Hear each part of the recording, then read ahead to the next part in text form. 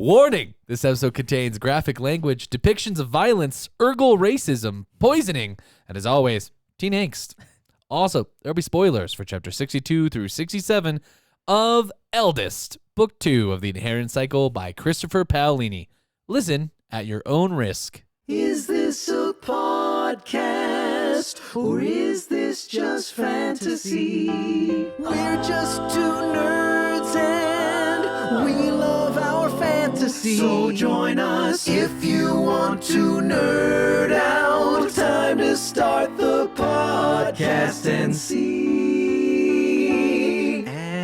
Anyway, here's the show. Hello, readers. I'm Dane Patterson, the host who never takes a trip without a brain teaser up my sleeve and who refuses to travel by air without riddles and mini games of wit handy at all times.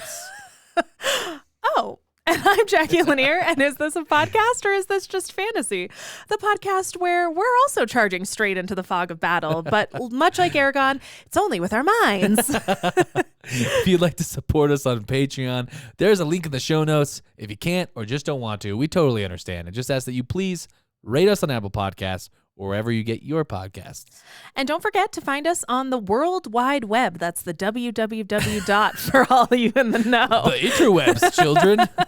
We have a website, isthisjustfantasypod.com, where we sell things, and there are also pictures of our faces. We also have social media. You can find us on TikTok at Is This Just Fantasy Pod, or on Instagram and Twitter at Just Fantasy Pod. And before we start a war, I want to in the book that we're summarizing. Good. I thought you were giving away our plans to some other stuff. Whoops. Or on social media. Yes, exactly. That was an interesting transition. Didn't quite think that through. Before we get to a war, in the chapters we're going to read. You did it again right away. I want to set us up with a quick recap of everything that happened and nothing that didn't in our last episode.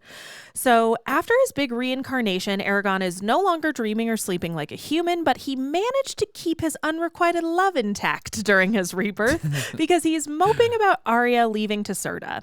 His newly heightened senses help him finally triumph over Oryx's puzzle ring and Draco Elfoy, two equally important accomplishments. Aragon beats Vanir in a sparring match, breaking the elf's arm, and Vanir apologizes and gives him some respect.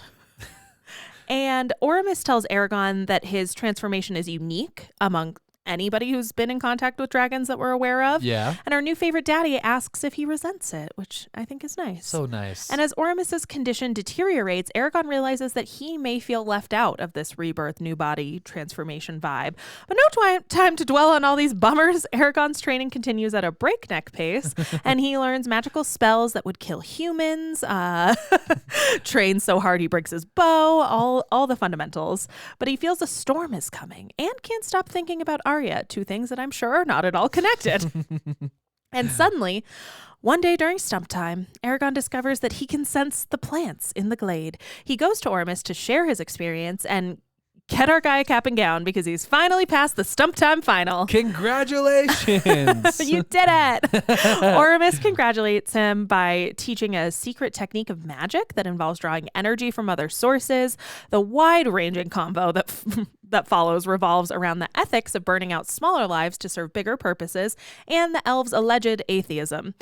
He struggles with what he believes, and Aragon's waking dream warns him of betrayal from within his family. And on top of that, Blogden delivers a cryptic limerick that prompts Aragon to scry Naswada, Roran, the Old Farm, Tyrm, all over Alagasia, and he learns that the Varden and Serta are preparing for war. It's war. Yes. So from graduation day straight to his first job, Aragon prepares to leave with Saphira to join the Varden in battle. Oryx is reluctant to fly with them, but is eventually convinced to come, mostly just on distaste for the elves and spending another second with them than he has to. I'd rather be terrified than stay here one day longer. That is correct. Yes. That's the vibe. Oramus tells Aragon that he will be alone to face Galbatorix if Galbatorix shows up on the field of battle and should not engage him directly. And he gives Aragon gifts 3. Fail Nerve, a magical drink that provides energy, the Belt of Baloth the Wise, which can store energy, and a scroll of Aragon's poem, which has nothing to do with energy. It's It's just really fucking nice. Oh, it's so nice. Yeah. Cue a single beautiful tear. That's Christopher Paolini's favorite. That's correct. Aragon then goes to bid farewell to Queen Islanzadi, who tells him that the elves are going to start their own campaign to force good old Gal into a 2-front war. Yes. And she sends him 12 spellcasters, super elf soldiers, to help him. They may or may not arrive during the actual battle, but if Aragon doesn't get murked by Galvatorix, he'll have some backup. She also gives him a special elven bow and arrows and a message for Arya. And this plotline with Aragon in our last episode wrapped up with Aragon and Auric flying south with a farewell serenade by an elven woman. Beautiful. Meanwhile, the Odyssey. Roran is on the Dragon Wing, being chased by 3 black-sailed ships, with one having a magician on board, just doing the most fuckery. So cool. Yes. Jode suggests using the Boar's Eye, a big-ass whirlpool, as an option to escape the ships. It's kind of their only option. And Roran convinces the Captain Uthar to do it. Yeah. And as they begin to cross the eye with the sloops gaining on them, Roran's tied to the mast as the crew rows for their lives. The Dragon Wing strains to break free of the currents, but not before a flaming green arrow from a magician sets some of the sails on fire. Easy for me to say. The sloops go down in the vortex of the Boar's Eye, but the Dragon Wing, slowly, inch by inch, breaks free. Heck yeah. Uthar confirms that they will make it out, but not until the eye changes cycles, and our last episode ended with the waters finally calming and Roran and his crew managing to escape the horror of the whirlpool. That's pretty cool. Where to? That's one hell of a row class Carvajal was just in. You know what I mean? Yes, their row fitness routine is out of control. They're like, I love that like drum music. I'm just like, I just gotta keep rowing. I mean, it makes sense. Oh, so cool. Never forget the Boar's Eye. I bet I would work out so much harder if my life was on the line every single time I was doing it. That would make sense. Yeah. I think the adrenaline would be enough to really push you through a fitness routine. I think we've just come up with a great new gym idea. Threaten the lives of everyone inside. They'd sign a waiver or something. I don't know. That seems like it'll get you sued. We'll call it the Strong Hammer Fitness. You would, yeah. There's no way. We're in Colorado right now. There's no way that doesn't exist somewhere here. Strong Hammer Fitness. Should we look this up and see right now if there's a Strong Hammer Fitness? No, I don't want to know. Okay. I can't look at the bearded man who owns that place. Dane, any thoughts before we get into chapter summaries on this episode section? Just that I love this book. Yes. I can't say it enough. You really do say it a lot. I say it. I'm excited. I say I love it. I say I'm having It's fun. good. It's good. We're getting to the end, and like they're always better at the end. Yes, Yeah. I would agree. Yeah, this penultimate episode I think we're going to do Yes. for this season. I think we just have one more in the bag before we finish Eldest, which I'm very Wild. excited about. Cannot believe it. I can't believe we're doing 2 seasons. I know. Crazy. Wild. We're already almost done with the second. And yeah, I think this is where the pace I think really starts to pick up in a lot of ways here. So I'm stoked. Well, on that note, let's get to chapter 62. Yeah. To Aberon. We start this episode section with a very nice travel chapter. First, Auric, Aragon, and Saphira are flying through the miles. Get what I did there? They're flying through the miles. Yeah. Uh-huh. They're just flying. They're Anyway, flying. just ripping because they don't have to wait for someone on the ground and they don't have to stop very much. That's for kind of the first time, right? Yeah, so they are like going fast, and because of this, they're making really great time. Cool. Cool thing to note here, Saphira has notably gotten much stronger and better Yeah. at flying, and she's kind of been showing off a little bit to Aragon. She's been in the gym getting gains for like months with Glader. I know, it's dope. Getting her revenge body. Exactly. Auric plays riddles with Saphira to pass the time, and the two of them go back and forth.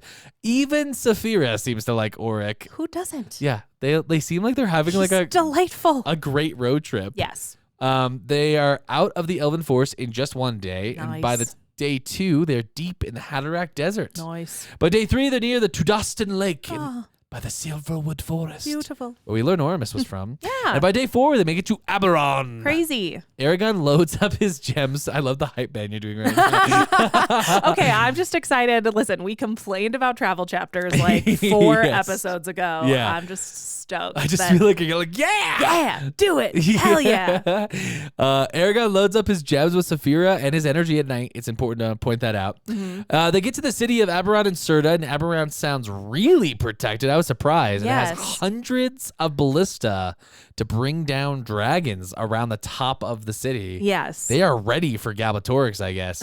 Well, Wild. you'd have to be if you're the only opposing nation that seceded from the Empire when Galbatorix took over. You'd have to be expecting retribution at some point. Yeah, you got to be ready to bring out a dragon. Yes. It's If you love a revenge plot this much, imagine an insane murder wizard, how much he'd love a revenge plot. Oh my God. I don't know if I can handle that much revenge. Anyway, Aragon is open to everything, like his meditation and practice with Oramus has trained his mind to do, so he can feel that everyone inside Eberron is scared of him. Yes. Cool. Yes, he lands and talks to an official that tells him to join the Varden directly. My favorite part is when Aragon says that he doesn't need to see the maps, Saphira does, and the guy looks so confused and just like, and it just hammers how like so few people know anything about Dragon Riders and dragons. Yes. So anyway, they also get some supplies. Saphira gets to see the maps, and we learn how much Aragon has changed. The King's Seneschal, which just means like a governor or like a steward, Oh, okay. Dawar, asks if Aragon is human because Aragon has changed in his appearance. He's too beautiful. Yes. Unearthly beautiful. Yes. Dawar asks Aragon if his training with the elves is over, and Aragon says, quote, "My training shall never end so long as I'm alive." Oh, just like that? Yeah, it's exactly like that. Incredible. Which shows that he's really trying to act like Oramus and the writers of old, I think. You know, Yeah. he's really embodied their beliefs. So Aragon also tells Dawar that two stablemen have gotten into a fight and one is going to kill the other. Crazy. He knows this, obviously, because his brain is open to the world. And it's insane. Dawar freaks out. I would too. I was Yes. actually kind of freaking out. I mean, like, okay, also, I just have to question, after a couple of months of nothing but stump time, Yeah. being around this many hundreds of human beings, Yeah. all that, remember when a squirrel blew his mind during stump time? I very specifically do, yes. I am just like, there's no way he wouldn't be having just like a little bit of a mentee bee when he got to Aberon over like how much he had to absorb. Yeah, I feel like he adjusted too quickly. He did. Aragon is also a little bit of a prude. So, like, there's got to be weird stuff going on in people's heads that he's just like, Yeah. no problem, I'm fine. Yeah, I do not feel like he'd be fine with that. Yeah, so with no context, this must be terrifying. And even Auric, because Auric has no context for this, is like, hey, what's up with this, dude?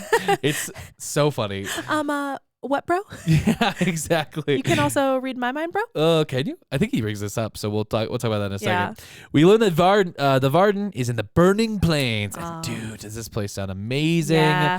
The Burning Plains were once known as Duvala Eldravaria. Yeah. Yeah, you're supposed to say it as if it's a question in the ancient language.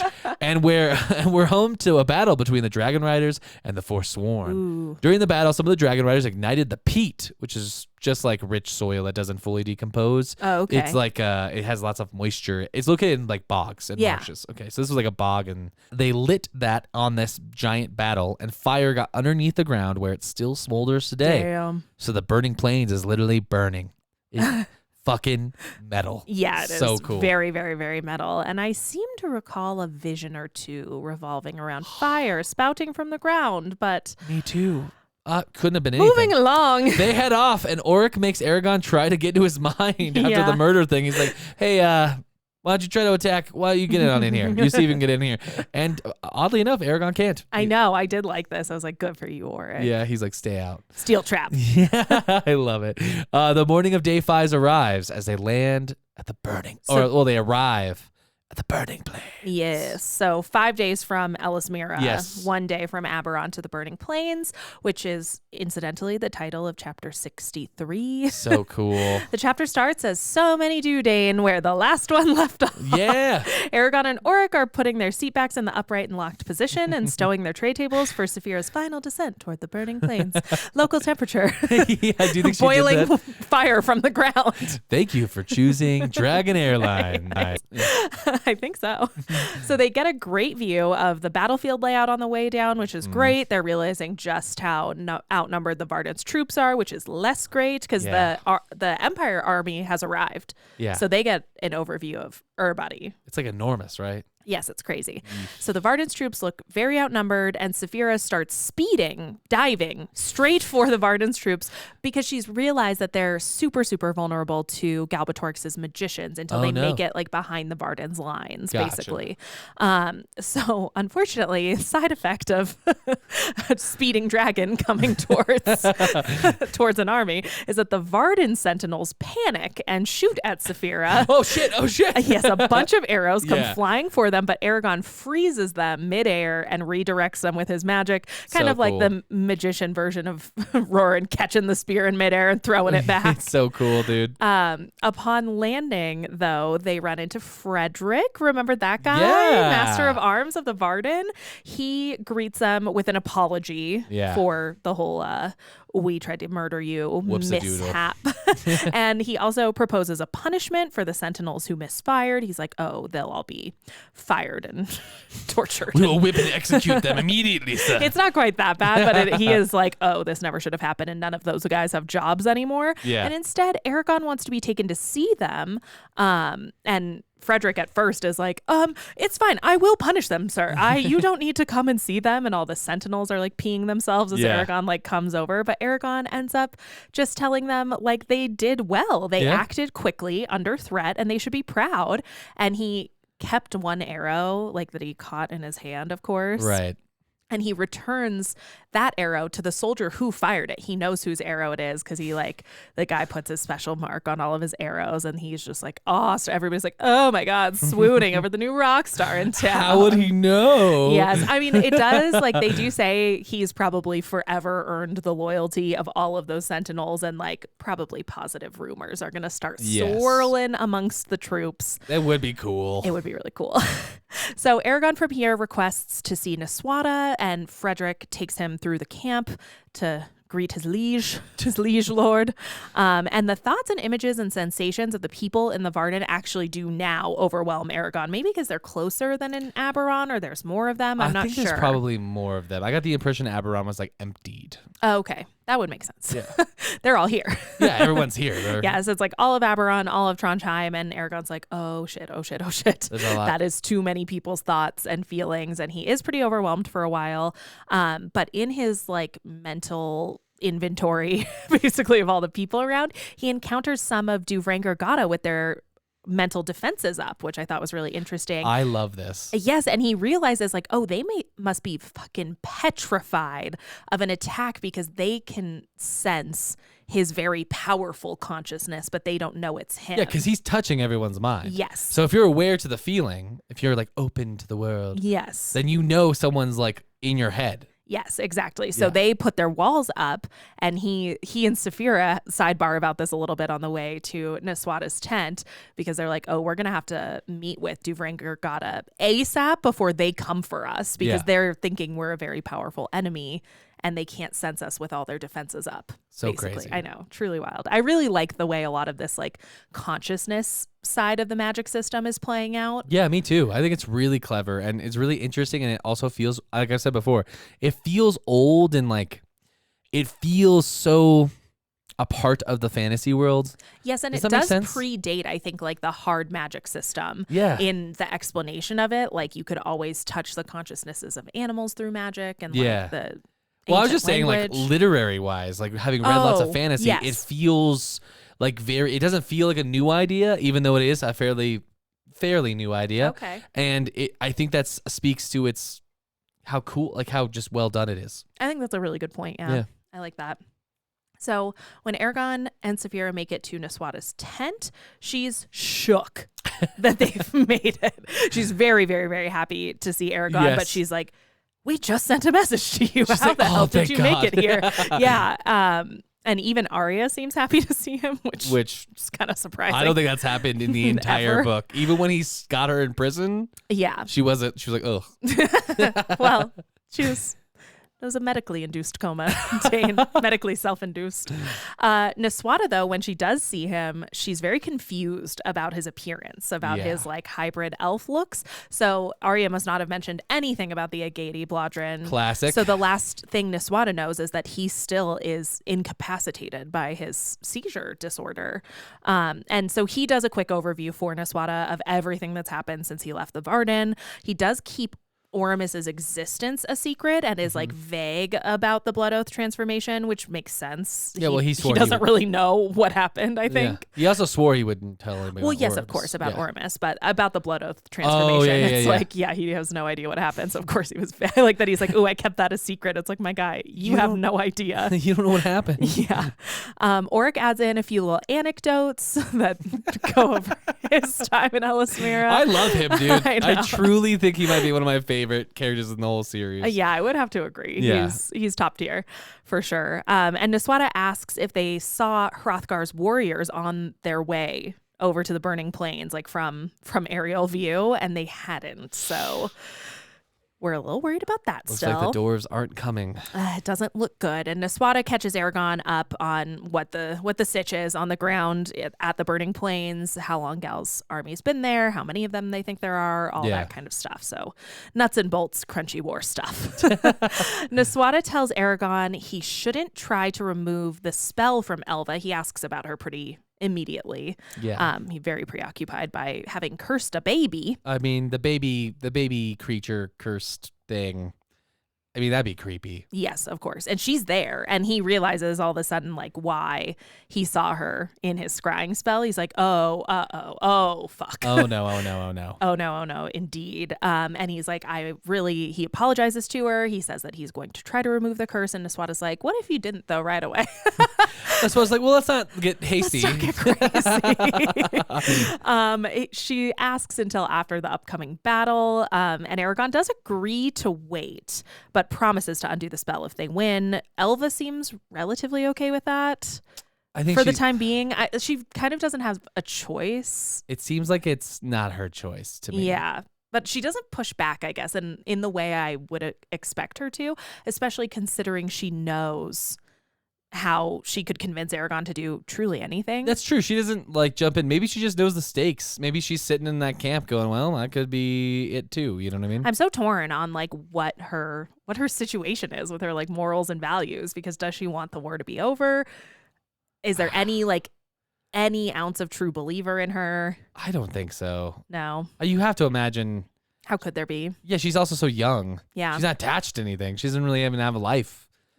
She's only like a year old, right? Yeah. Yeah. What does she care about anybody's anything? That's fair. You know what I mean? Yeah, that's totally true. Then Niswada from there introduces Aragon, Arya, and Oric to King Orin of Serta, everybody's favorite little lab rat. Orin is pleasant enough, but Aragon he decides pretty immediately, like, Niswada's the leader to trust. Yeah. I love it's so quick. He's like, okay. He's fine, but he seems a bit much. And Aragon gets really frustrated pretty immediately, too. There's like a parade of nobles who start coming through the command tent to be like, oh, hello, Sir Ryder Arjatlam. And my name is Lamphis. Exactly. And he's like, oh my God, I would rather die. Yeah. And all of them are like, come to my estate in the summer. And he's like, we're all going to die here. You guys are idiots. This is a war. Yeah, he's very mad about that. I kind of like that little insight into, okay, he's powerful, but he's not really having a lot of the trappings of the power here. Yeah. And he offers to Niswada to take control of Duvrengargada and get them organized for battle. Niswada tells Aragon to report to her as soon as he settles matters with them. I kind of get the vibe, she doesn't necessarily say this, but I get the vibe that she's like, yeah, you let me know how that goes, dude. Yeah, I've been meeting with Triana weekly for a while here. I get the same vibe that she's like, oh, okay, yeah, you go take control of Duvrengargada. Good job. Bye. Let me know when you come back from Triana. And then before he heads out that direction, he has a little sidebar with Arya. It's not as cringe as it could be, I guess. He says that he will not apologize for his feelings and he still loves her. Oh my God. But he is sorry for his actions during the Agadi Blodrin. So he's like, I'm just sorry you feel that way. A little bit. I do get that vibe for sure. I mean, he Better is not like, to say anything. yeah, I guess. I mean, she's not necessarily mad about this though. Like, she's like, fine. I mean, it's a little bit of a mix. I don't know. I don't like this dynamic. I think Aragon should just like let it go. Just, Of course, yeah. yeah. No, I definitely would agree with you there. I guess Arya is like not as mad as she could be. I guess if I'm Arya, I'm like, I don't want you to continue to apologize for me for this thing you continue to do. What I would like is for you to stop doing it. Could we just pretend this didn't happen and move on with our lives and be friends? Well, yes. And it's like, okay, what is that saying? Apology without changed action is a word that's bad. Yeah, I've I think we're being a little hard on Aragon, but I also think he's been on this topic a little annoying. For sure. Yeah. And it just, he will not stop doing the thing. It's Yeah. like at some point you have to stop doing the thing. Yeah, I totally agree. Yeah. So Arya does ask him about how he's doing. He only tells her like a part of the truth because now they're talking in the ancient language. Oh. And so he's like, I am better than I was before. When in his mind, he's like, my back is better than it was before, but my emotions are worse than they were before. And you're like, oh, He's Aragon. learned so much I know. being amongst the Aes Sedai. Oh, sorry, I meant the elves. Pretty much, yeah. Yeah. So Arya tells Aragon that they're both like needed Eldest. She's like, there's a war happening. We both got shit to do. I'll catch up with you later. And she leaves. And I'm like, you got to respect the game a little bit. Yeah, that's the first thing I think I've liked in the exchange. I'm like, great. I like that. Yeah, this frustrates Aragon and he like throws off the saddle and like his armor. He's kind of a mess and he heads out to find Triana. And Aragon on the way, he and Saphira encounter Angela and Solumbum near like a poisonous cauldron. Ooh. Very mysterious. Is it bubbling? A bit. A lot. Bad fumes, the whole vibe, the whole thing. So Aragon and Angela have a little conversation about the physical changes he's undergone. She seems to know. Of course. Of course she does. Yeah, she doesn't seem surprised that he's changed appearance. Look, I think Angela's cool, but I gotta say, eye roll. She's known everything he's ever told her before he's told her every time. Well, she tells the future. I'm just saying. Apparently, she only rolls those bones like 4 times ever. So, Well, for other people, she never said how often she does it first. So just she's every day, constantly. Come on, Yahtzee. Big money, no whammies. Yeah, that's her. But she does say she approves of his changes and has sources for knowing what she knows and doesn't explain any of this. And it's like, oh, cool. I'm so glad you approve of the fact I'm not crippled anymore, you asshole. Have you ever met someone who says that to you and you're like, I don't care about your approval at all? Yeah, Dane, that's like half of the conversations we have. Just kidding. Shots fired there. Just kidding. Aragon is really cautious when she offers him tea as they're sitting talking by this poisonous smelling bubbling cauldron. Okay. But he does take it and drink it. And it's like, have you learned nothing, my guy? Dude. Does not use his purify food and drink spell. He's a hot ass mess. It's a first level spell. Yeah, he says it tastes delicious and he can't identify the ingredients. And I'm like, well, that is what a poison would be. And Solumbum appears during the course of this discussion, and Saphira tells him about someone she met in Elismira who knew him. It's Maud. She's like, I met this other werecat. It goes by like Shadow Dancer and like Dreamwalker and Maud. Solumbum's like, oh yeah, I know that bitch. Oh, I know Maud. Yeah, that's my girl. And then Angela asks Aragon about the rest of his trip to Elismira. They all discuss, for some reason, the subject kind of turns to King Orin. And Aragon's like, oh yeah, have you met him? So much weird, like bubbling glass shit in his tent, much like this bubbling cauldron. And Angela's like, I'm sorry, what? She like dismisses all other conversation. And she dismisses him briefly, doesn't she? Yes, she zeroes in on the glass stuff, and Aragon's like, well, you know everything. How do you not know what's in his tent? And Exactly. Yes. She's like, I don't often get invited to mix and mingle with the nobility. And it's like, well, maybe because you're grading and your personality.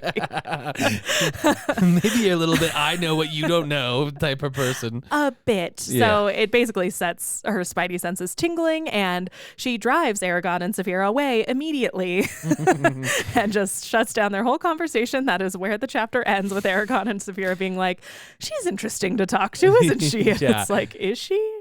Yeah, I'm right along with that. I know. Chapter 64, The Clouds of War. Aragon and Saphira head to Dufrangirgata to confront Triana Yay. to take charge of the cabal of magicians. This is so funny how little they are now compared to the might of Aragon and Saphira. This whole like gang of magicians. Makes you feel a little bad for them, actually. I know, but it's also kind of funny because Triana comes out like sleeves rolled up, hands like up. I imagine like the bangles like clanging around, and she's like moving to cast a spell, just like ready for a fight. She has like a group of magicians behind her. They all look like pale and scared, and Aragon just watches them like, and they all wilt when they see him. And two of the background magicians try to probe into his mind. Aragon just like mentally like slaps them. It's just like a quick backhand. Yeah, it's great. Because remember, these magicians don't know the open mind thing, right? That he's doing right now. So Triana is pretty rude, and it's not a great start to this. It gets worse when he tells her he's come to take over. Surprise, surprise. Triana tries to say that Duvrengar Gada is not under the command of the Varden, and Nasawada cannot like let him do that. And Aragon doesn't let them stop him. He actually doesn't even remark on that. He implies that Nasawada would be pissed and would pull funding and protection from them if that were true. Yeah. It's politics, and he's learned to play it being amongst the elves. I cannot believe this. Yeah. Truly unbelievable to me. Yeah, he's like chill. He's zen about it. Ultimately, he gets her to agree to let him lead alongside her. This has got to be Ormus, right? Yes. This is his training with Ormus. This isn't like the elves and all of their like hidden political rumblings. Like, nah, this is just Ormus being like, I don't give a shit about anything you've said. Yeah. Let me carry on and say what I've said again. I take your anger and it rolls off my back. Yes. Yeah. Ultimately, what gets Triana to calm down, though, is how Duvrengar Gada will be used. Yes. So they will locate magicians in the enemy ranks, and then only then will they contact Saphira and Aragon, and then he'll join up with all the magicians of Duvrengar Gada, and they will crush the enemy magician. Yes. Rinse, wash, repeat. It is a brutal strategy, by the way. Well, and a good one, too. I mean, there aren't a lot of reasons why it wouldn't work. No. The most important argument that appeals to Triana is that he won't be in control of Duvrengar Gada most of the time. This is really only going to be during like magic fights during battles. I like the way he does this too, because it's so dismissive. I don't know that it was intended to be written like this, but when I read it, he's like, I have so much stuff to do. I'm not even going to like want to control you, but I do need to be your leader. Yeah. But I don't really give a shit. And you're like, this is her life. Like, it's kind of sad. Well, this has been happening to Aragon, though, for like 2 books. And I'm finally glad that he's the one on the other end being like, look, man, like, I don't really want to argue with you. Obviously, I'm the boss, but like, if you want to like be the manager, the assistant to the regional manager, you're more than welcome to. Yes, Triana is the Dwight Schrute of Duvrengar Gada. Exactly. He also expresses that Triana has done well, and that it's like more him being a writer than like him being a great magician here. Yeah. Can I just say I like Triana here though? Yeah. I would be pissed too. She really forces the like same question over and over. Like, why? It's a fair question, and he, you know, he does what we told, like what we said. He just is like, you know, it's because of a writer. There, small magician. Yeah, he like pats her head, tell her she's done a good job. He's like, nice. Then Aragon talks to the magicians to kind of understand their magical abilities. Yes, he's doing group interviews. Yeah, always fun. Yes, I loved that. When we learned some good stuff here, finally about other magicians. We learned that some magicians, or most magicians rather, I should say, were taught by a family member or close friend. That is crazy. Yeah, and they had to keep it secret for fear of people, one, being afraid of magic, but also for like being afraid of Galbatorix recruiting them, which gives us a little bit of an insight. Galbatorix is actively searching for anyone who can do magic. Yeah, so few of them have had real apprenticeships to like what you would call a master magician. So few know a lot about the ancient language as an actual language. Okay. And so I'm imagining that these people have memorized spells that you say. Yeah, they have memorized words, but don't really understand that it's something where you could put together phrases and sentences and that kind of stuff. Which I love. Yeah. I love this. They also seem to have superstitions and odd beliefs that are not grounded in reality, which is kind of fun about their magic. They also are all uppity and don't like working with each other. And it sounds like a bunch of egotistical athletes or artists or programmers all working together. Yeah. What a nightmare. But it does paint a beautiful picture of who these magicians are. Yeah. It's very good. I want more of this. Also, I would do a full sidebar series about like the internal politics of Duvrengar Gada. Yeah, Disney Plus just needs to do like the mundane, like the office of the magician Duvrengar Gada. So also we learned that about 1/3 of the magicians are all healing specialists. Okay.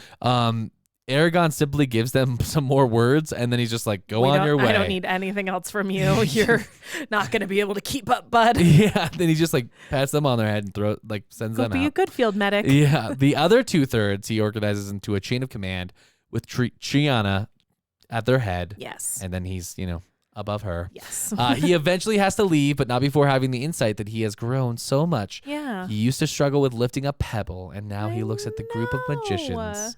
And he's like, oh, you're all so cute. It really, I don't know. It does make me kind of sad. Yeah. Just in the same way, I get this vibe from a lot of things in life. I'm like, they're all just trying their best. Like, they didn't really have another option. And he's just like, oh, they're there. Well, it's not, I don't think it's in a condescending way. It's more of just like, oh, look how sweet you guys are. You're all doing your best. Yeah. Yeah. It comes from a nice place. I mean, he is what are you calling him? The savior of the world. So... Yeah, he is prophet savior. Yeah, he's the prophet savior, so it makes sense. Yeah. But he doesn't get much time to really reflect on that because the chapter ends when Aragon is summoned by Nasawada. Ooh, intrigue abounds. Yes. That leads us to chapter 65, Nargarshvog. Nice. Great chapter. Loved this one. So Aragon and Saphira go back to Naswada. They're just ping-ponging around this camp, basically. They head back Naswada's way and they enter her giant pavilion and are confronted pretty immediately by Jormungandr and the other commanders here. As this meeting's taking place, it seems very tense in the tent. Yeah. And Naswada informs Aragon that a company of around 100 Kull are approaching from the northeast. Oh no. Yes. Aragon is like, great, let's kill him. Does he say okay, I'll go dispatch him right now? Yes. And he wants to badly. Yeah. But Naswada says that they, interestingly, are flying a white flag and want to talk. They want to treat. Okay. With the Varden. That's new. Aragon and Jormungandr still are like, we should go kill him. Yeah. The best defense is a good offense. Yes, basically. They're like, sure, white flag, whatever, but we can't let them in here to talk with you. That'd be insane. We don't have to tell people we saw the white flag. It is giving that vibe a little bit. I don't know that either of them says it outright, but it seems pretty bad. Yeah. But Naswada says she believes in offering them the same courtesies as any foe under a banner of truce, which I'm like, damn, mad respect for our General Queen President. She doesn't miss, Dane. Our Lord Prime Minister is just crushing it. Yes, and she even sits them down basically, or gets them to back off because she's like, listen, I fought in Farthendur. I was there. I donned armor. I fought in the battle. I saw firsthand the savagery of the Urgals, the atrocities they committed, and they killed my dad. Do not forget. Yeah, she's like, come on, guys, pull it together. Yes, and she has this pragmatic view that any potential ally cannot be ignored by the Varden when they're so greatly outnumbered by the Empire. She's just like, it'd be insane if we didn't have at least a conversation. She wants to meet with one of the Kull.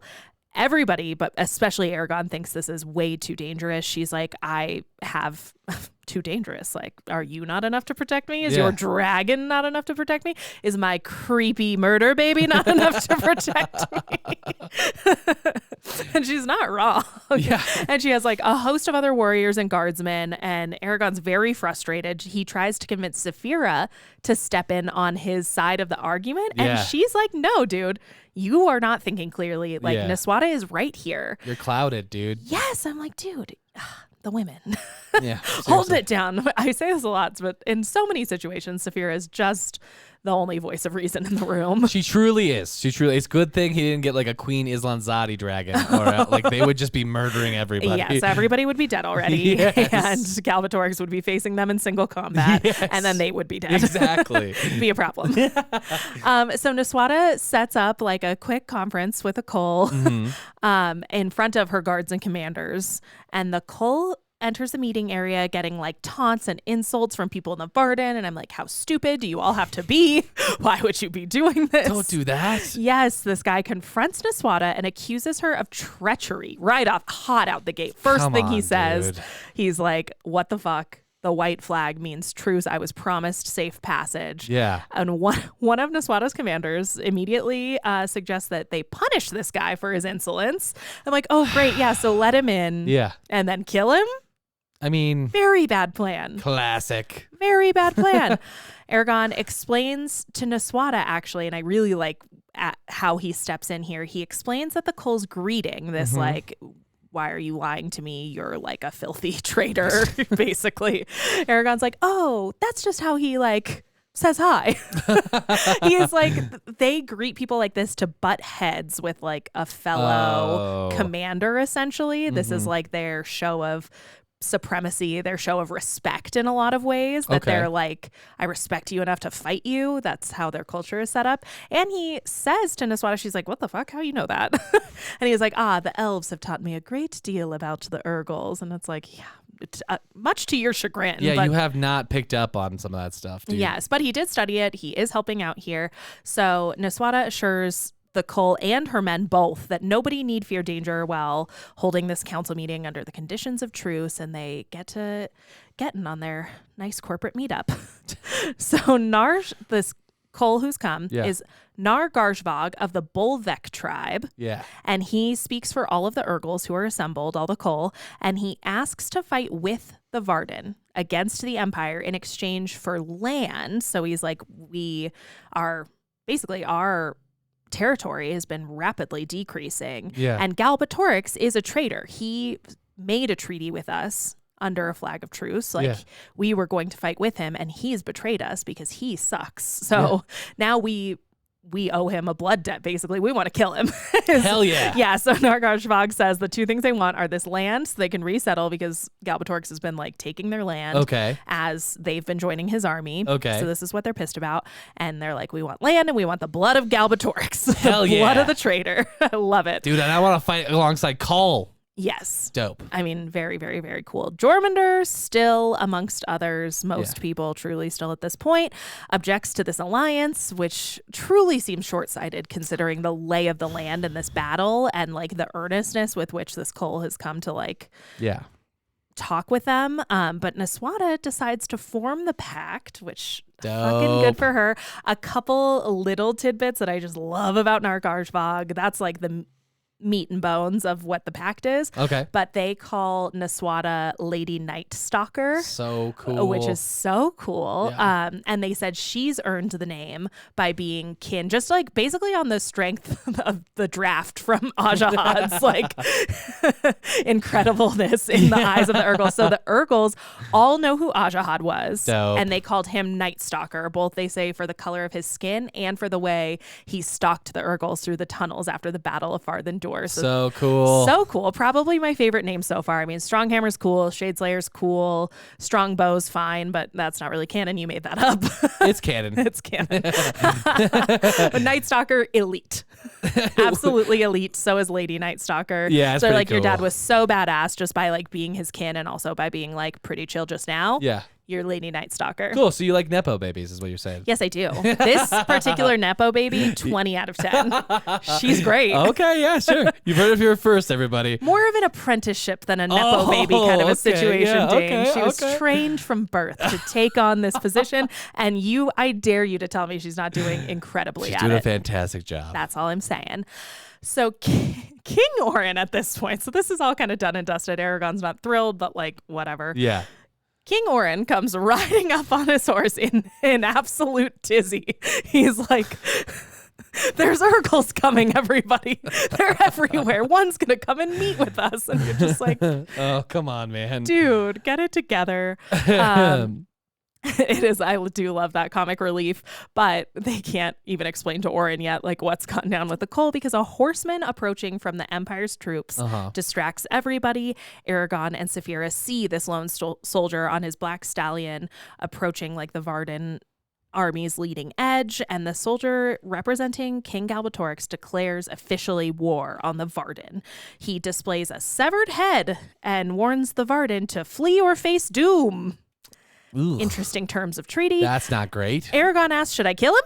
And Niswada's like, no, we don't just kill people. You can't just kill everyone, Aragon. Stop suggesting that. Also, what happened to your love of life and not eating rabbits, you mass murdering weirdo? For real, he's hot for battle. You know what currently. It is? He has these new powers, and he's like, I really want to. It's like he gotta do gun, and he's like, I really just want to use my new gun. Shoot it. Yeah, that is correct. I think he senses the intentions of this soldier. He knows he's probably a shitty dude, even though he's just like a soldier in the army. Yeah. I love that I, by the way, just said he got a new gun and wants to shoot. Like I've ever owned a gun. Like we're like, yeah, that makes perfect sense. Like either of us have ever owned a gun. Yeah. That's a bit about us, assuming we know most things. That tracks for everything. Yeah. I'm proud of you for that. Thanks so much.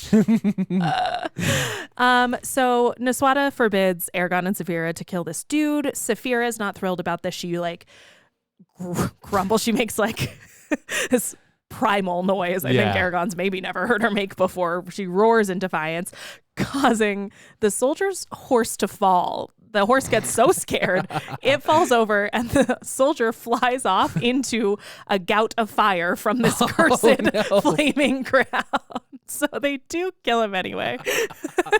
All of that, and then he just died. Yeah. And I will say, Eragon turns on a dime here, per usual, because now all of a sudden again, he's like, well, that was kind of sad and grotesque. I don't love watching somebody die this way. A little much, Saphira. Yes, and I'm just like, what? You wanted to kill him. But when I do it, it was different. So weird. Saphira, though, is ready to rock. Yeah. So that's fun. This also rallies the Varden. They all cheer and prepare for battle. We ride at dawn, kind of a vibe. And the chapter ends with Naswada taking Orin to discuss the plan she has for the upcoming battle. So awesome. Yes. Chapter 66, Witch's Brew. So this chapter comes right back to the same night. Yep. Eragon is getting Saphira armored with that dope-ass dwarf armor he has.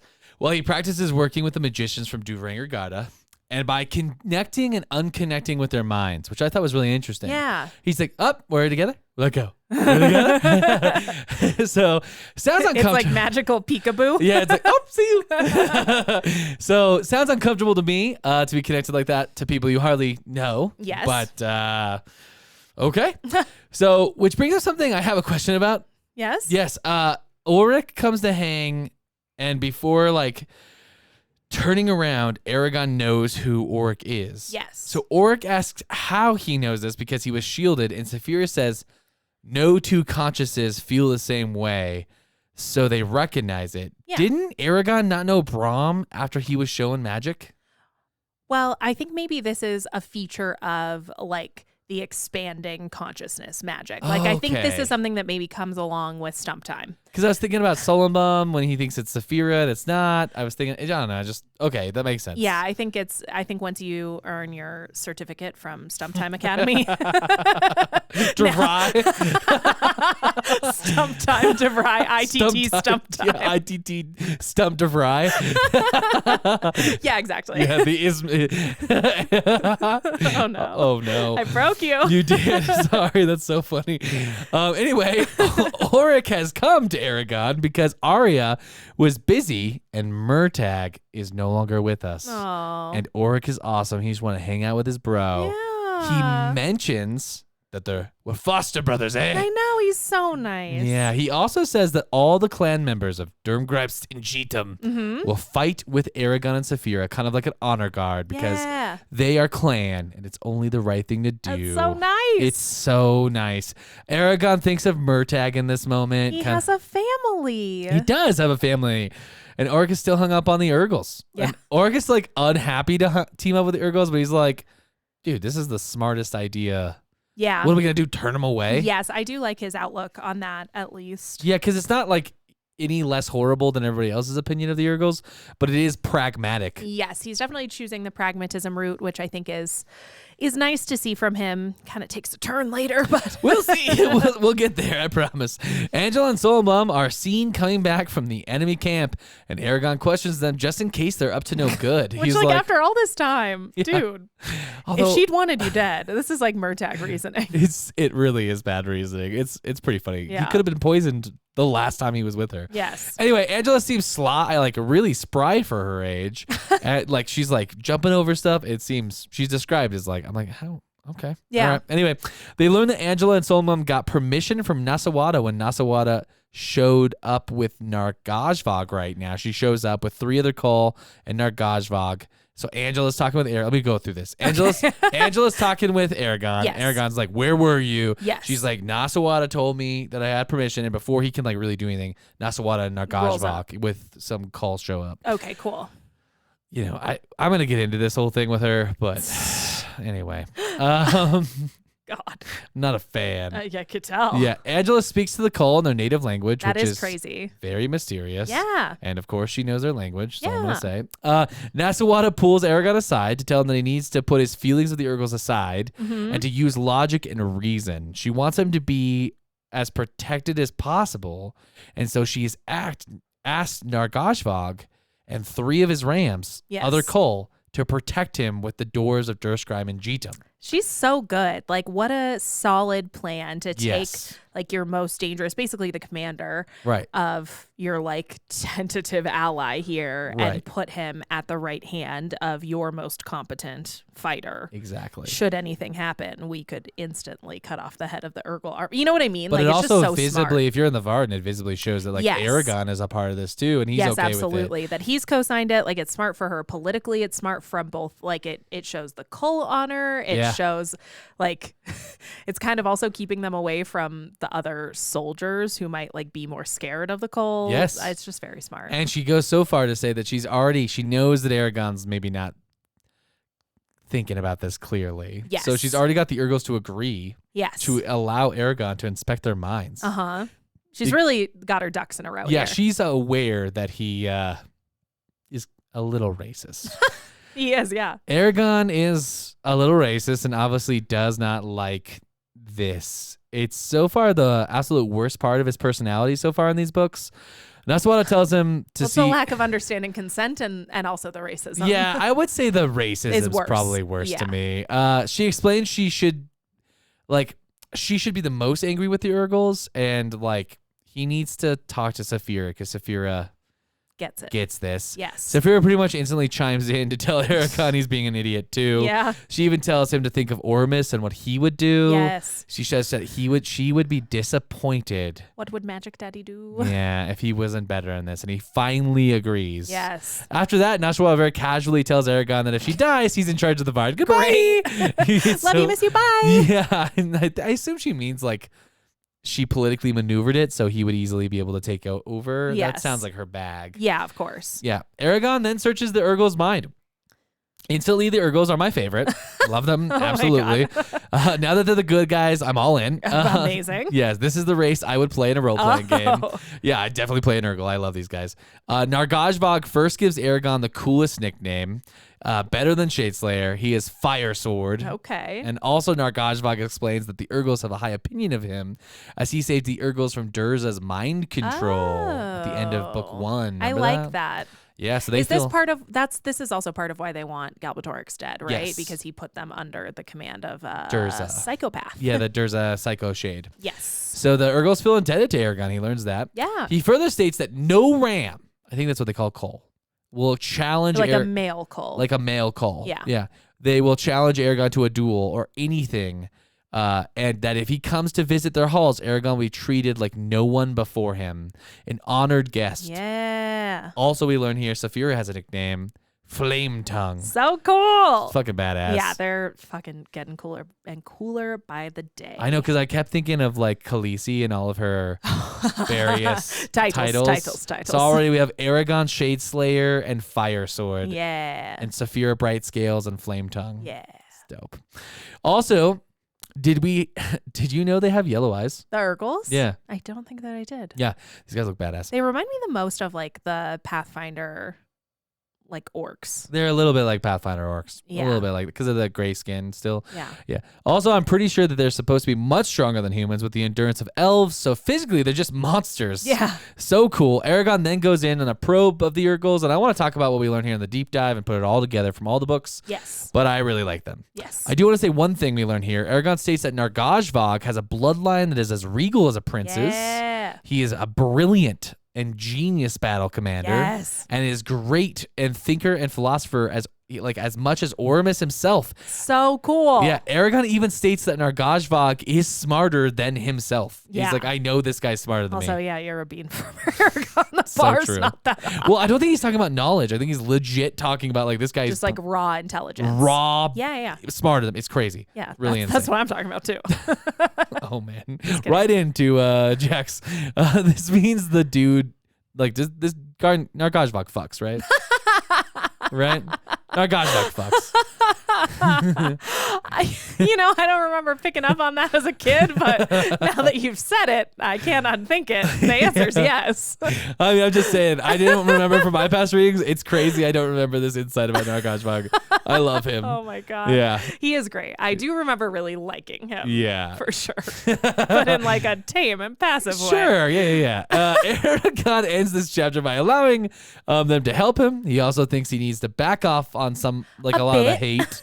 Interesting. And Auric is really pretty quickly, after all that chill, like, we should do it, pretty quickly racist. Yes. Right after this. Yeah, it's a really tough look for Auric at the end of this chapter, for sure. Crazy. The night goes by and Eragon makes wards around him and his friends, and we hear what Angela did. Yes. We hear screams from the enemy armies. She's poisoned their stew, their bread and water, and she specifically targeted the officers with hallucinogens, so it sows confusion. Ick. Wild. Yeah. Gonna be talking about that later at the end of the show too. Really, really, really tough. Doesn't she say like anything she could get her hands on? She poisoned it with any poison she could get her hands on. Yes, but they're hearing it like army wide. Wow. Yeah. So that takes us to chapter 67. The storm breaks. The battle is on, Dane. Yes. Yes. So this time it's Triana who radios in and tells Eragon it's time to attack. Everybody's just been waiting for we ride at dawn. She goes, it's fucking time. He jumps to his feet and we're off.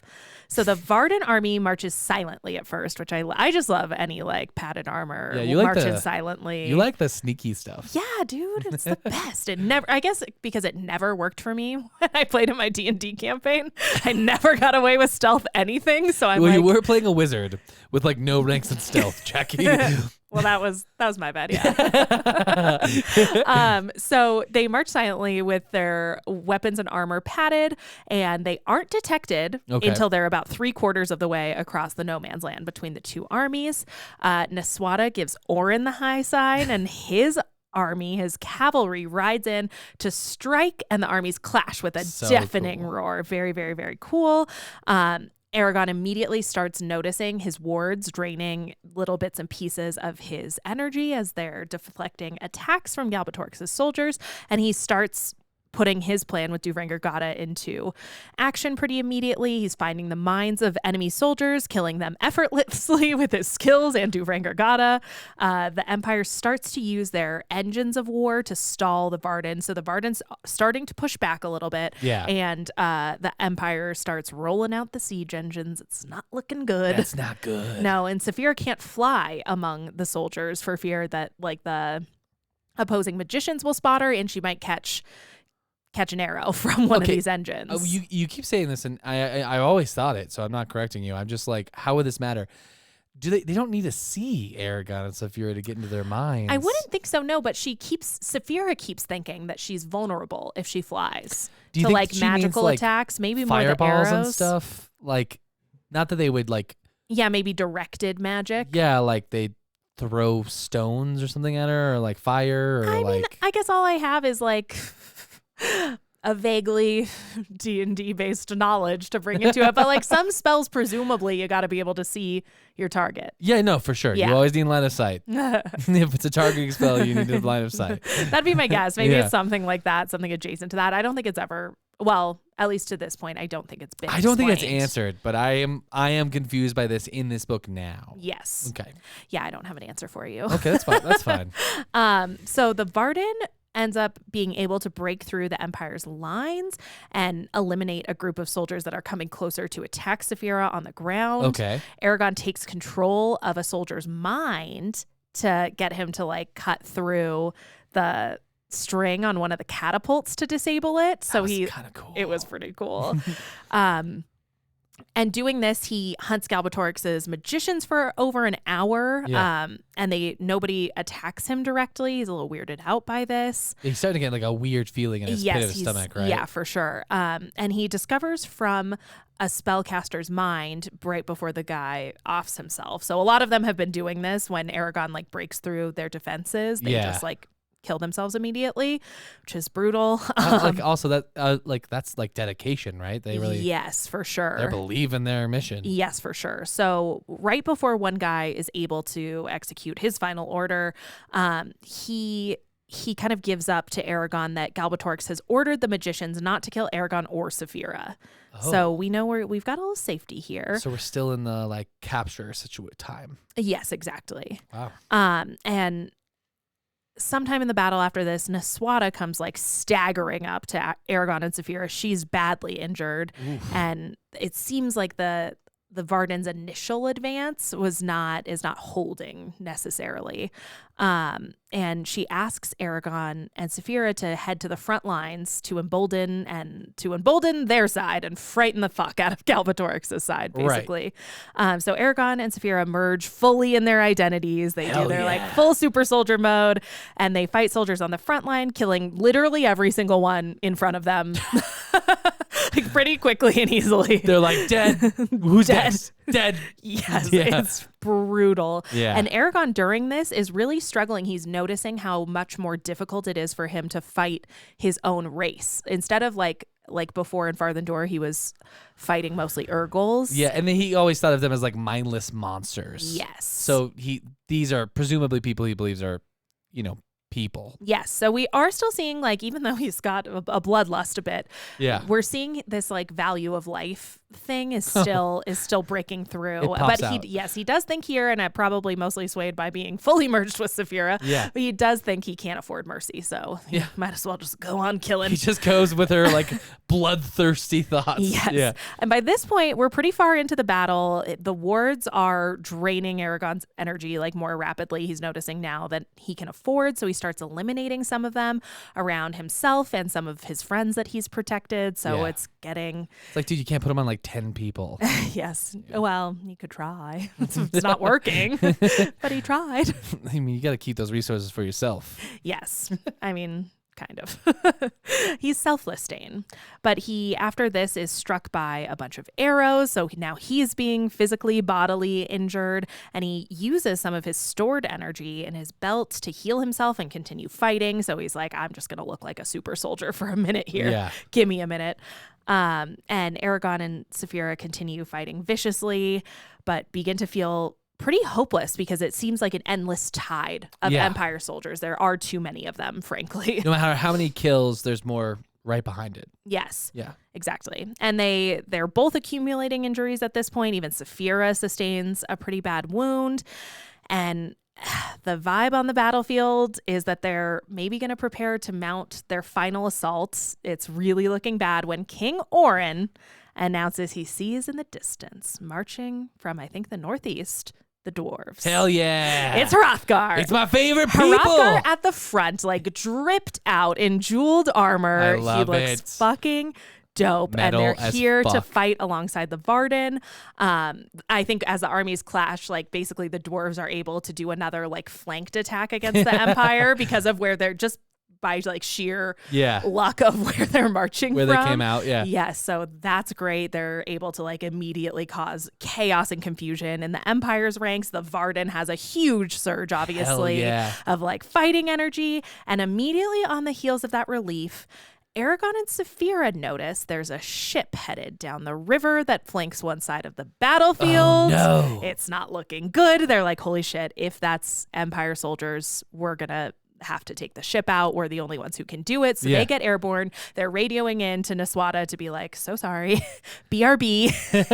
If it's bad, we'll take it out. We'll just set fire to the ship. I love the way you said that. No big deal. Because I'm imagining like, Niswada over, and he's like, BRB. I'm going to be off the field for a minute, but I'll come back as soon as we're done with the little ship thing. Y'all will be okay here on your own, right? See a little saily boat. Yes. I think so, yeah. Yeah, okay. So if it's reinforcements for the Empire, we cannot afford this. Right. And as they fly over to the river, they find like a pretty badly damaged ship and they prepare to destroy it. Saphira like building up the fire in her belly, and that's where we end the chapter and this episode. Oh no! No more. Oh man. Who's on the ship, Dane? Whomst could it be? I mean, it's probably enemy like soldiers, reinforcements. I think it might be. Yeah. You all at home will have to listen to the last episode of our season to find out. We'll never know. We didn't necessarily do this cliffhanger on purpose, but I like it. But we didn't want the last episode to be 3 hours, so the battle's in this episode. That's true. It would have been so much longer. So much longer. So before we call it on this episode, I want to kick off our regular lineup of segments with my analysis section. Nice. It's time for analysis. Yes, I do want to do something a little different today, though, because theme-wise, this section's been a touch all over the place, I would say. That's fair. I think that can sometimes happen in fantasy that I've noticed, whereas we gear up for like the big action or climax, a lot of the overarching themes aren't necessarily being as well developed in the interest of like focusing hard on the big battle. We'll still get a lot of like symbolism usually. I think obviously here our like cloud, storm, carrion bird motif, all of that stuff is playing into that idea, but not necessarily a lot of our like big ticket themes. So what I want to talk about in this episode is actually the theme of kind of just two specific chapters, I think, in this section. And it's something that comes up for the rest of the series from here on out. So this is kind of where we're ramping up. So this is really where the book, I think, starts exploring in a really concrete way the idea of prejudice. Yeah. So I want to talk a little bit about that, more discussion style too. Okay. I'm not going to preach at you. You're welcome. I really like the way Christopher Paolini handles this topic in the entire series, but especially here in this section of this book. Yeah. I know we've both talked a ton about the Urgals and what he's able to do with them throughout this series. So I wanted to chat through that a little bit here because I think this is the start of that like hard pivot on this topic away from a lot of fantasy that this book gets lumped in with. I think what Christopher Paolini is doing here is something really different and interesting. It's something I think we talked about even as kids, which is, I think, a good place to start. I mean, when you read this the first time, how do you remember like feeling about the Urgals and like making this turn around this time? I was just surprised that they weren't like mindless bestial evil people. Yes, you know? Exactly the same. That confused me because that was the way that they were described kind of in the first book. Well, and I remember too on my first read through, like kind of, which is so bad, like kind of disregarding what Oramus had said about it earlier in this book. Like that foreshadowing missed me as like a 13-year-old, which is terrible, but I will own up to it. But it's like, he's like, oh, you maybe want to consider and like learn about their culture. And I kind of like, I was like, ooh, what culture? They're just mindless killing machines. Yeah. You know? And so I made it all the way here before I was like, oh wow. I think much like Aragon in the book. I don't know. I think I've been predisposed to always like the monsters of stuff. Yeah. So I actually can't remember. My gut tells me that I like didn't know what was gonna happen. Yeah. But I was like, I wonder what their culture is like. That's interesting to me. But I've always liked monsters, so that is probably the only reason why.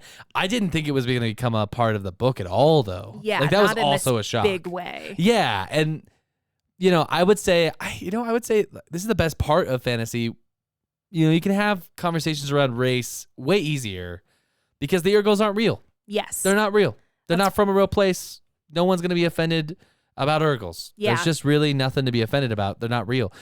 I think, there's a lot of controversy in the fantasy world. Well, not controversy, but it's talked about a lot. The dwarf and elf hate and the racism between that. That actually is a thing. Yeah. I like this ability of fantasy. I think we talked about this early in the season, right? The ability to like talk about harder issues through this. I am surprised that so young he decided to do this. I think so too. And I guess for me at the age I read it with what my experience in fantasy books was at the time, which I think is really similar to a lot of first time readers of this series, like it really wasn't something I had seen done before. In Harry Potter, Death Eater's just bad. You're redeemable in a lot of ways. Like you don't need to know too much more about them to like know that they suck. Yeah. With like one almost halfway exception in the books. But like, are you talking about Snape? Well, yes. I mean, he redeemed himself. I would not necessarily consider him a Death Eater. Like, okay. But like Peter Pettigrew, who like turned, but you end up feeling kind of bad for him. Like he doesn't have a handle on what his own actions are, but it's like only in things like that where it's like, oh, you're maybe weak of mind and now we feel bad for you. This is not like that at all. This could not be more different from that in a lot of ways. And from the get-go, I like the idea that Aragon says, this guy's like legitly smarter than me. Yes. Like I might be a dragon rider, I might have all this knowledge and stuff, but this guy's smarter than me. He's more like famous than I would be in my own world. Yes. He's a brilliant battle tactician. You know, there's nothing. I think that's a smart move. Well, I think too, just as a writing choice, it's really smart to include a device like that where we're instantly probing their minds. We're now privy to all of their memories. Not only does it make sense in the plot of the book, that is the only way Aragon would trust them. It was a smart move politically by Niswada, very in line with her character. Like, it's that device is ticking all of the boxes in this story. And then it gives us this insight into this different race that like has all these prejudices built up against it and like immediately starts breaking down all of those walls in like huge and irreversible ways, which I think is so important. And I also weirdly like that Aragon doesn't necessarily turn on a dime on this issue either. No. He still is not okay with it. And I think it's tough as readers. You want to be like, dude, get there. But I think what it does that he's not there is force you as the reader to understand you want him to be on the right side of this. Like you want him to evolve badly. Yeah. And I think that kind of thing, that's what fantasy can do, is like help you to crystallize your idea about what is right and what is wrong. Because it's an accessible way to look at it. Yes, it's very easy to look at this and go, well, that's wrong. Yes. Right? We need him to change.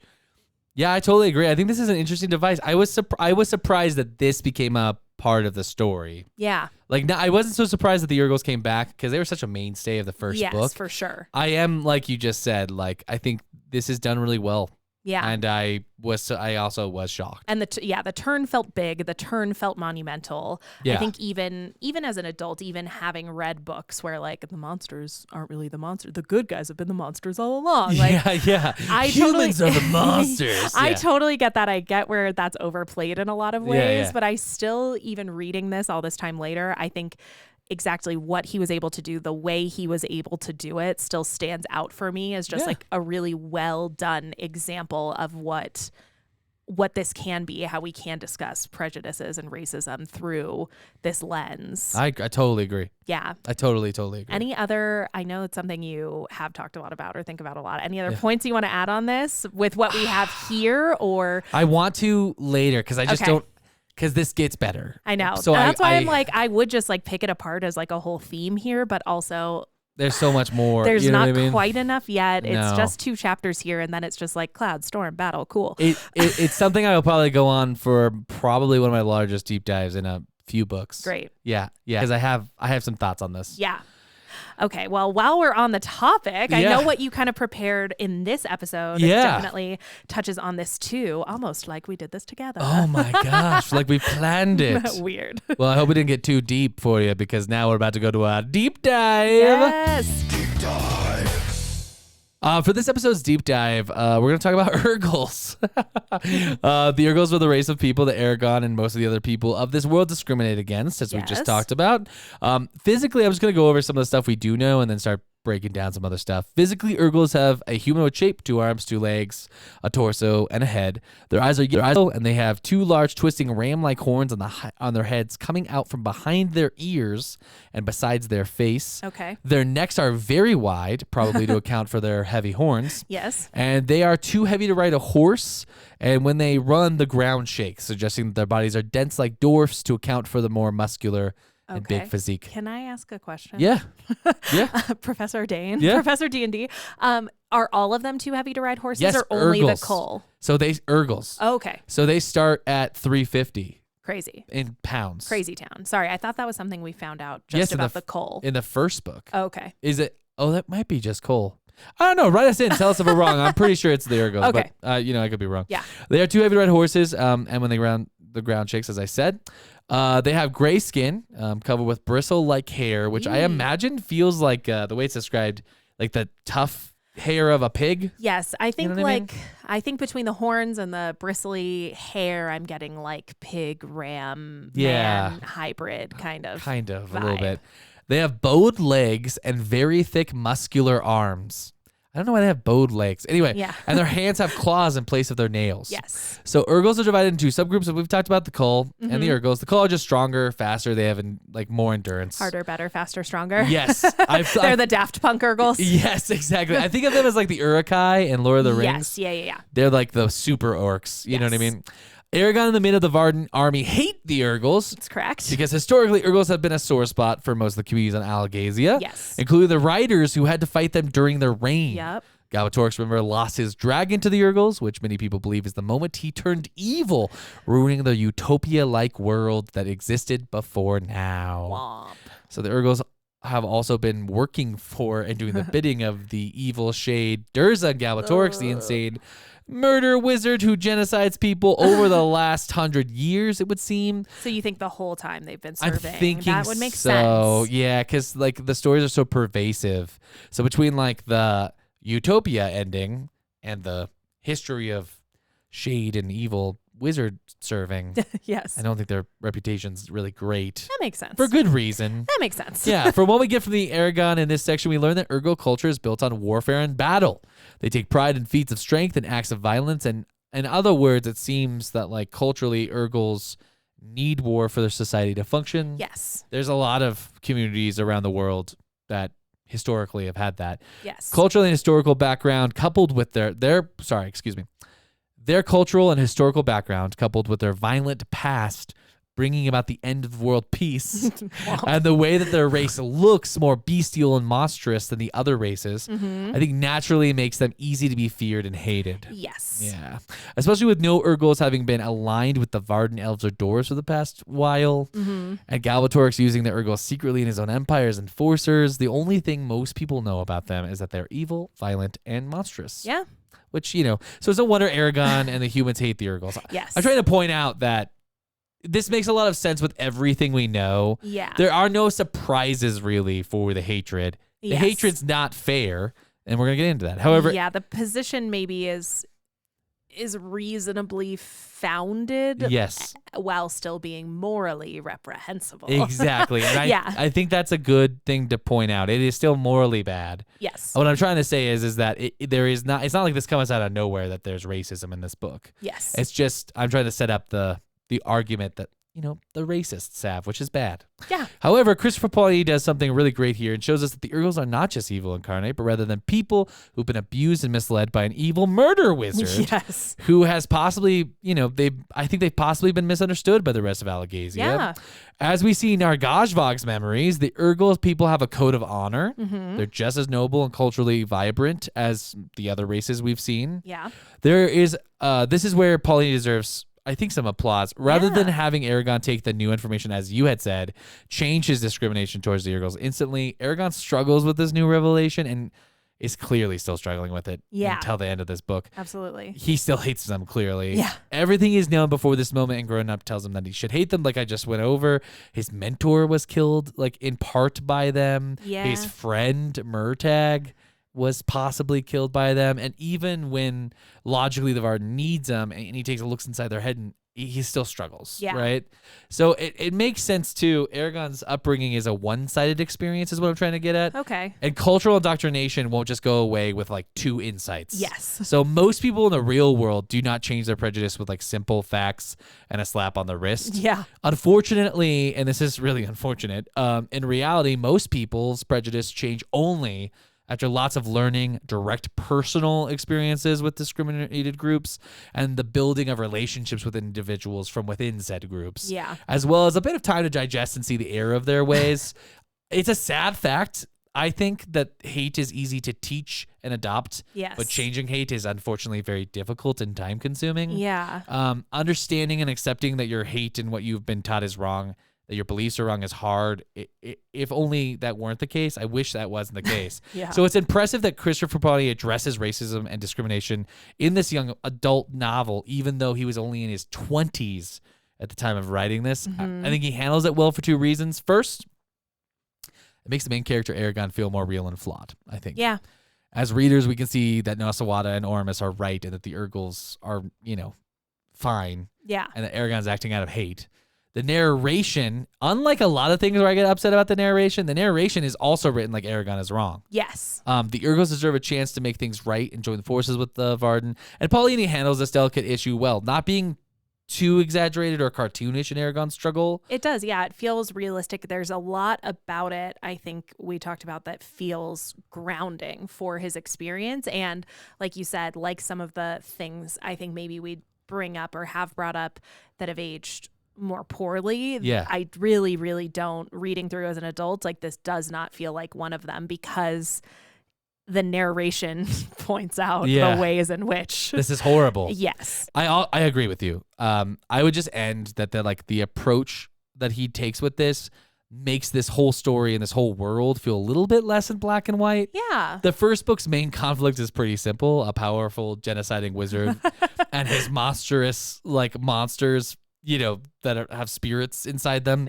are fighting a farm boy and the good people of Allegazia. Yeah. But by subverting the structure and making one of those monsters, the Urgals, a vocal point here, Paolini's forcing both the main character and the reader to question the truths that they've been told and shown so far. And this adds a complexity to the story and makes the reader second guess the other information that we've known. Yeah. Actually, that's important to point out. It also keeps at least it keeps me eager to learn more about the Urgals in the world. I want to know more about them. Yes. Right? So we took something we thought we knew. We want to know more about it. We took the world we thought we knew. We instantly know maybe we don't know everything. Yes. We have a black and white war that doesn't seem more black and white. He's handling discrimination, I think, well. It's probably a bright spot now. Yeah. And we get an interesting character. I think this is well done. I think so too. I want to spend so much more time with our Garshfog. Yeah. He's so cool. Yeah, I'm princely genius. Right. And I'm sorry if this deep dive is kind of treading, old footsteps, old water, old things we've learned. But I think altogether, this is dope because I want to know more. I think it's about. cool. I think it just is such a feature of these books that we like so much. Yeah. I think we both would have felt remiss if it's like, okay, we gotta go over it. Yeah. Because it's important, and I think it is something that just is cut and dried, done really well here. I totally agree. And that takes us to what are the haters saying? Actually, you should do your research, huh? Have you even read it? How you pronounce it? What are the haters saying? There's an index in the back, right? This is really derivative. Nothing, because everything's so good and perfect. So I'm going to start off with some easy stuff. Uh-huh. The haters dislike something pretty easy to break down, and I had to say this is one of those times where I had to say, haters, hey, it's Dane. I love you. Here, I think you might have a point here. So just so you know, it's not all hate back at you. Sometimes I agree. In this section, Angela and Solomon sneak into the enemy camp the night before the battle and poison the food, water, and other ingestible items around.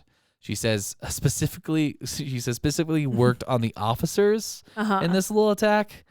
The internet points out and the haters point out that the enemy army is massive. And that Angela and Solomon are but two small people. Yes. And how could they travel undetected for such a long time surrounded by so many enemies, let alone poison them? Yes. And there's some points they point out, like how would they possibly be able to carry enough poison to do that? Mm-hmm. How would they have known where the officers were located, the scheduled times that they eat, access to their food and items? Mm-hmm. How would they be able to poison all that food without being caught, even if they could do the first two things? Finally, if you could do all of those things, how would there be enough time for it to affect everyone in the army at the same time? Mm-hmm. And I think they have a point. Yeah. This doesn't bother me very much. Angela's a witch and Solomon turns into a cat. So, it seems to me with magic and shape changing, getting out and around wouldn't be too tough for them. I guess that's, kind of my ultimate thing on this too, is like, well, we pointed out another thing the haters hate on. And I've got to assume that these aren't all the same haters, because some of these things just really are in direct conflict with one another. Oh, the haters aren't logical. They just hate. That's fair. That's all they can do. No, but I think one of the points of hate is that we don't have a perfect explanation of the way that Angela's magic works, but maybe this is one of the ways in which that is serving the narrative, or maybe Christopher Paolini felt like he could not box himself in with regard to exactly what Angela can do and how. Okay, I agree with you, and I get where you're going, and I would agree with you. I really, really would. But also, he can't have it both ways. Christopher Paolini can have a hard magic system and a soft magic system. Because they feel weird. Yeah. So, because we don't know how she does it, the answer itself is well, I don't know that necessarily means what she's doing is soft magic. It's just maybe hard magic he's not explained yet. We have two more books. Which is soft magic. I guess. You know what I mean? Maybe he's going to explain it. We don't know. It's a little far-fetched, sure. I get it, haters. I'm with you. It's a little lame. Wheel of Time has hard magic, soft magic. Yes, but okay. We can, problems. This is a whole, I'm about to say, that's a whole, we could get into that, actually. We could get into that. We should get into that at some point. I'm getting worked up. Okay. Okay, no, I'm just kidding. we have a second thing that I want to Okay. discuss. Okay. I'll try to make this quick, I but believe it's probably in you. going to be, okay. Is this chunky? It's chunky. Okay. Okay, first I love Aragon. I love the magic system in this series. The haters were okay. I just want to say this. They were okay with Aragon, the first book, Yes. and the magic. Okay. They had some gripes, Yes. but they weren't big Okay. about the magic system. Okay. Yes, it was certified hater proof, right? Yes. Then. Since we've got more information, Uh-huh. it's changed a little bit. Interesting. From the haters. Okay. Not from me. I still love it. The haters, they're not happy. Oh, okay. And in this world, energy is supposed to be where all the magic comes from, right? Yes. So the energy comes only from the caster's body. Mm-hmm. And depending on how much energy you have in your body depends on how much energy you can use for magic. Yes. So this makes perfect sense to me. And it makes sense in how most of the things are achieved in this series. Yes. The haters, who don't like fun, Okay. would ask questions like, can a body ever have enough energy to make a large explosion? Would it ever have enough energy to make a ball fire or change the biology of that same body? They would ask you these questions in order to lead you down the road to the magic system not making sense. And I would say, okay, I guess I see you, but it would entirely depend on how the energy is being used and converted, since it's being converted magically. See? Yes. Yeah. Right?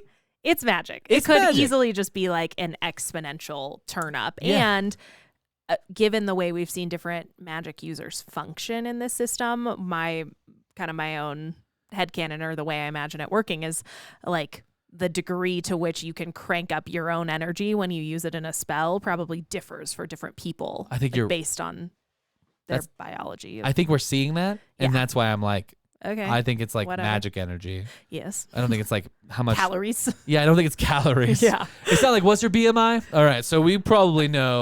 Yeah. If you want to do math about the magic system in a book, I would urge you, haters, get a science job and Yeah. do math for your job. If you love math that much, it could help the world. You never talk to the haters. Huh? You gotta introduce. You gotta come in close. But hey, haters. Yeah, Haters, hey, it's Jacqui. there you go. I've missed you. It's been a while. Or never.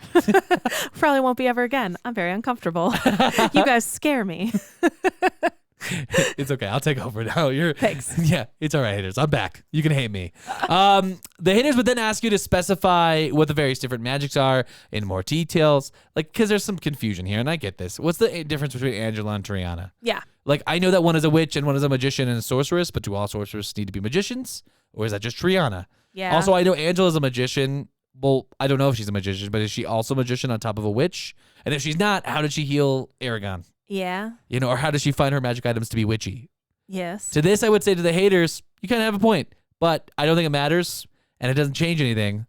But I do get it. It's definitely a question Angela herself would be very interested in Yes. answering. Is a toad a frog? Yeah. Are all frogs toads? It's a little hazy. Paolini Yeah. clearly likes his magic system and has spent a lot of time explaining it. I do wish this was explained a little bit more, but whatever. Yes. He also really likes Angela. I think he just feels maybe less compelled to like explain stuff when it comes to her. Yeah. I think you're right. He wants an air of mystery I've around her. always said she feels completely outside of this story. Yes. She feels like otherworldly. Yes. And I think she's always going to be the exception to the rule. Yes. Would be my guess. I think so too. But what the haters would really want to talk about, and I wrote a bunch of stuff. I'm skipping all the way past wow. it. Yeah, because I don't really need to. What they would really complain about is Ormus explains to Aragon essentially that you could pull energy outside of yourself. Yes. Not just from Saphira, not just from the stones, but from every living creature, including like plants and insects and animals. And the haters rightly say this just kind of breaks the system. Yeah. Because if every magician could do this, this means that like first off, the world could end pretty easily. Yes. You could just use the whole world. Why not? Or most of it, large swaths of it. Okay. Also, like armies don't make much sense either. Like, why wouldn't the magicians just use the batteries of the opposing army? Yeah. Does that make sense? Yeah. And like, why bother magician fighting? Just keep stealing. Like, bring out 3,000 horses, steal all their energy, and then Ugh. like use that energy to blow up everybody. You know what I mean? Yeah. I don't want to get like gross here, but my point is like it's not the magic system then depends entirely on being good or evil, Yeah. and that's not great. It also means there's no limit. So like what you can do with the magic is limitless. Never a good idea in a fantasy novel. Yeah. Because what it means is Paolini's going to have to be now very careful with what he allows and does from this point on and explaining the limits of that. And I would ask, I think a lot of the haters would ask, why wouldn't Galbatorix just come to this army where we know probably no one could get into his mind, and we know that his specialty is getting into people's mind, and just get into all of Duvrengargarda's mind, break their mind, kill all of the Varden in just one go? Yeah. Why not? You know what I mean? I think this is the problem with that has happened. I don't see it so much as a problem because I think you can do some other things in the future. Yes, and I guess for me too, the only thing I can think, and maybe it's tenuous defense, maybe this is not good enough for all of you haters, and if it's not, I'm so sorry that I do not live up to your standards. Don't apologize to I'm just them. trying my best, haters. She but takes what it I back. She's not apologizing to you, haters. What I would say though is that like this is something that's been vaguely, at least, kind of explained by Oramus. This energy from anywhere is the most closely guarded so far, secret of the riders. This was the thing that like had the highest barrier to entry, the thing that like Oramus himself was like, I don't even know if Galbatorix knows this, because he was still very young when his dragon was killed. He went crazy, he rebelled, so he may never have graduated from the Stump Time Academy. So like I think he never graduated from yes, I think. Sorry, I was so wrapped up in the hater segment.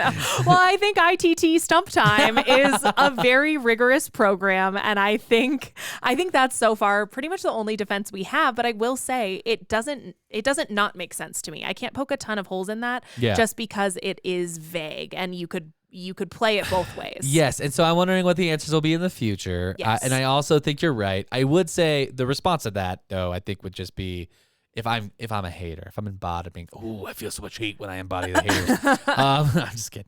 What I would say is what they're probably thinking is like, yeah, but like just not having the knowledge is like a pretty lame reason to like have the main boss not know, like not be power. You know what I mean? I get what you're saying, and I agree with you. That probably is just what's happened here, but I have to think it's a little strange. But hey, haters, you made a point.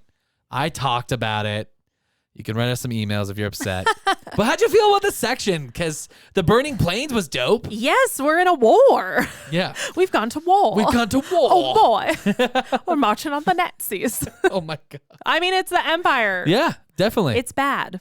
We're killing Nancy's. Yes, I think so. I think that's the vibe I'm getting so far, especially with Aragon and his bloodlust. I'm like, well, they must be extra bad, because even he wants to kill all of them as soon as he sees them. Aragon's like Brad Pitt in like Inglourious Basterds. I think so, yeah. Yeah, okay. A little bit, just on the eve of battle. That's his influence from Saphira, I think. Yeah, he gets a little like extra murdery when he's... I think so. But I'm excited to be in war. I'm so excited Hrothgar's back. Very interested to see what's going to happen with the ship. So mysterious. Yeah, let's clip that, Kevin, where she said, I'm so excited to be in war. We're just going to keep playing that. Yeah, perfect. Thank you for that. No. That's all we did this podcast for. If you're listening, I just needed a really, really good clip I could use for the next, 30 years of my life. Uh-oh. So I'm just kidding. Help me, haters. I was nice to you. Help. For a briefest of Help, moments. haters. No, I'm also having fun. I really like the Urgals. Yes. I loved Auric in this section. We get so little. Is there a section you don't love, Auric? Well, we get so little of Auric that Yeah. when he like is in more than one section, you kind of get an idea of who the guy is. Well, yeah, when it was just him and Aragon like traveling alone, his riddles were fun. He got so frustrated in riddle contest. It was very, very fun. Yeah, I'd agree. Couple it with like the Felnerve, drunk. Yeah. We're sleeping in the same bed, bros Yeah. situation. Or when she threw the Fairth. And Oramus was like, I'll be at the bar, bro. See you there. Like, you seem like you're having a tough day. Catch you later. Like all added together, or like Auric is just really, I think he's the nicest character in this story. I would agree. And then the way he came through to be like, hey, you're my foster brother. We are of the same clan. Like Durgrimston Jedum is going to stand by you and protect you in battle. Yeah. And like trusting Aragon, I mean, with their burial right for his people in battle. Like that is for himself. Yes. Yeah. That is such a big deal. I think maybe that's like kind of glazed over because so much else is happening here. Yeah, it's a lot going on. But I would agree. I really like that. I'm excited to see Hrothgar go to battle. He's such a badass. Hrothgar coming in like bedazzled. Oh my armor. God. He looks so fucking So cool. At the front dude. of his army. That he's not a little boy who hides in the middle. No. Love that guy. I imagine him just slowly walking slow-mo walk. Hell yeah. Yeah. Absolutely. I love the dwarfs. I Yes. want to be a dwarf. Oh, I don't know. I you like the do. Urgals. I want to be an Urgal. What are you going to do? I don't know. I'll have to make 2 characters. Well, are you excited? Can you believe we have one more episode and we're 2 seasons down? I cannot. I can't believe we did 1 season. So the fact That's so long ago. You haven't gotten over it yet? I know. I'm just shocked. Jesus. You got to keep up, Dane. I know. I guess. Living in the past. Yeah. No, I am excited. Can't believe we did it. Yeah. Are you ready? Well, not yet. Well, should we wrap What a this thing one? to say. Way to jinx it. I know. Wrap it we'll soon knock it before to you say 13. crazier shit. Should I wrap us up? Yes. You think we're done? I think so. Okay. I'm done. Bye. Well, she's walking away. Oh, no. Thank you for listening. Please make sure to rate and review, especially on Apple Podcasts. Support us on Patreon and check out our social media at Is This Just Fantasy Pod on TikTok or at Just Fantasy Pod on Insta and Twitter.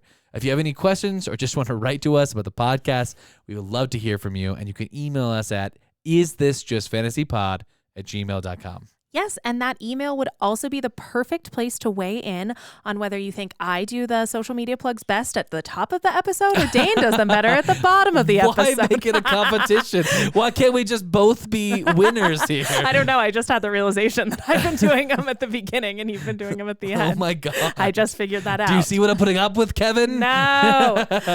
I would say if you would like to keep pace and read along with us on the next episode, the last of the season, we're going to be reading the rest of the book. Surprise! Yeah! That does entail chapter 68, Convergence, through chapter 71, a Reunion. Yeah, this is when the Urgals will be reunited with Galbatorix after they victory.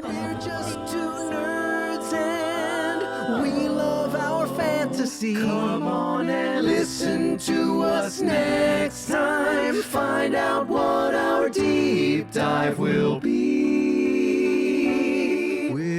Thanks for catching our show.